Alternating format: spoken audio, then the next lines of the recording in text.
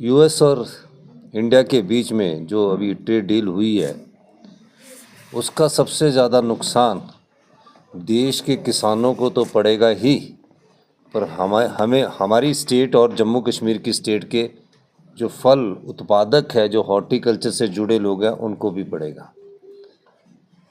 हिमाचल प्रदेश में और जम्मू कश्मीर में एक ही प्रकार की टोपोग्राफी है। हम भी सेब उत्पादक है, आप भी सेब उत्पादक है। हमारे जो बागवान थे वो धीरे धीरे अपने पांव पर खड़े हो रहे थे।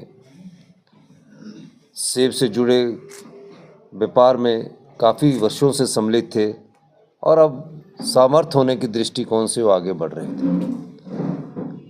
कईयों ने सीए स्टोर बना लिया कि बागवान अपनी फसल का उचित मूल्य ले सके और ऑफ सीजन में उसको मार्केट में भेज सके। ये एक ऐसी ट्रेड डील हुई जिसने बागवान के सपनों को चकनाचूर कर दिया है। यह अभी नज़र नहीं आ रहा आपको। यह आने वाले समय में जो सेब उत्पादक है और जम्मू कश्मीर में जो ड्राई फ्रूट्स है, अखरोट है, बादाम है, उस पर बहुत ज़्यादा इम्पैक्ट पड़ने वाला है। माननीय श्री राहुल गांधी जी ने इस ट्रेड डील को संसद में भी उठाया, पर उन्हें बोलने ही नहीं दिया जाता। पर वो अखबार के माध्यम से, सोशल मीडिया के माध्यम से, पत्रकारिता के माध्यम से अपनी बात रखते हैं। और उन्होंने कहा कि हिमाचल और जम्मू कश्मीर और पूरा देश जहाँ एग्रीकल्चर सेक्टर में प्रभावित हो रहा है, पूरे देश में हमारे जो प्रवक्ता है उन लोगों को भेजा। किसानों का जो देश 70-75% किसान अपनी छोटी सी खेती बाड़ी पर निर्भर है, उनको तो नुकसान हो ही रहा है जहाँ कृषि उत्पादक ज़्यादा होते हैं, लेकिन जम्मू कश्मीर और हिमाचल प्रदेश को बहुत बड़ा नुकसान हो रहा है।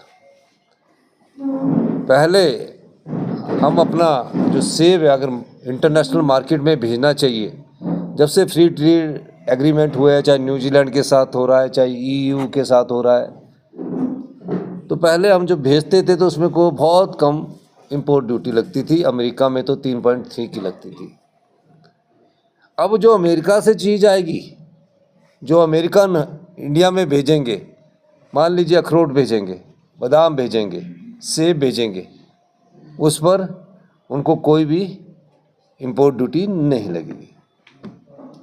यानी कि उनकी तरफ से जो सामान आएगा उस पर कुछ नहीं, और जब हम भेजना चाहेंगे तो हम पर 18% की इंपोर्ट ड्यूटी की ट्रेड जो डील हुई है। अब किस प्रकार इस ट्रेड डील पर वो हल्ला कर रहे हैं, किन परिस्थितियों में ये ट्रेड डील की गई है।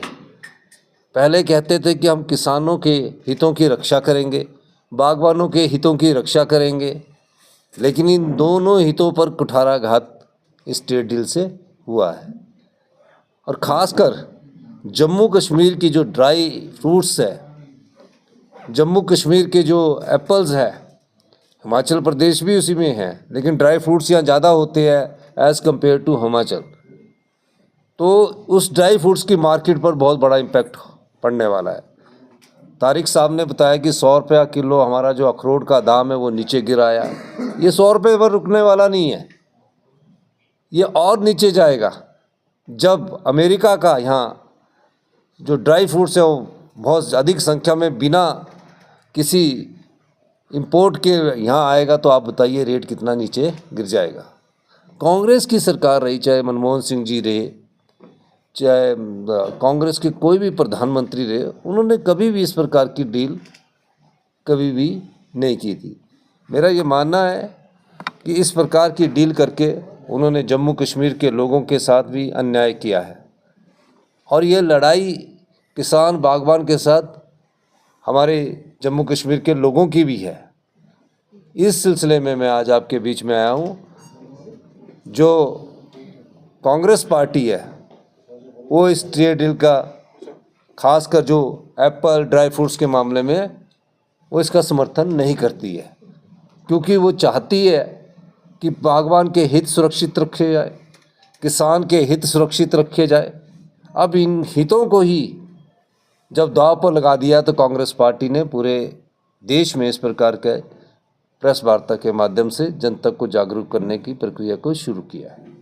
बिजनेस करते हैं उनको टारगेट किया जाता है, तो सवाल लोगों का ये कि कांग्रेस जिस पार्टी स्टेट में है, पावर में है, तो ऐसे इंसिडेंट्स के खिलाफ सख्त एक्शन क्यों नहीं लिया जाता है, उनको कंट्रोल क्यों नहीं कर पाते हैं आप? बहुत कम घटनाएं होती है, ऐसी कोई घटना नहीं हुई। मुझसे चीफ मिनिस्टर उमर अब्दुल्ला जी ने भी बात की थी, मैंने तुरंत कार्रवाई की और 24 घंटे के अंदर अरेस्ट कर दिया। लेकिन एक नया ट्रेंड है, मैं आपको कहना चाहता हूँ, हमारे वहाँ कश्मीरी भाई सदियों से आते हैं, वो उनका अपना घर है और ऐसी कोई बात नहीं होती जहाँ इस प्रकार की वारदात हो। कई बार क्या करते हैं कि एक आदि आदमी रील बनाने के चक्कर में इस प्रकार की वारदात को अंजाम देने की कोशिश करते हैं, और इस प्रकार की घटना एक या दो हुई होगी, लेकिन हमारे वहाँ पूरे हिमाचल प्रदेश में कश्मीर से आए ही लोग बहुत अच्छे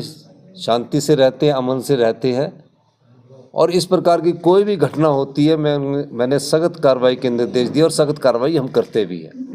मेरा मानना है कि वो खुलकर वहाँ व्यापार करे, खुलकर अपना कार्य करे, और किसी इस प्रकार की कभी कोई घटना की पता लगे तो तुरंत प्रभाव से पुलिस को ज़रूर बताए, 112 नंबर पर बताए। और मेरा ये मानना है कि एक घटना जो हुई है उसको सोशल मीडिया में बहुत ज़्यादा उठा दिया जाता है।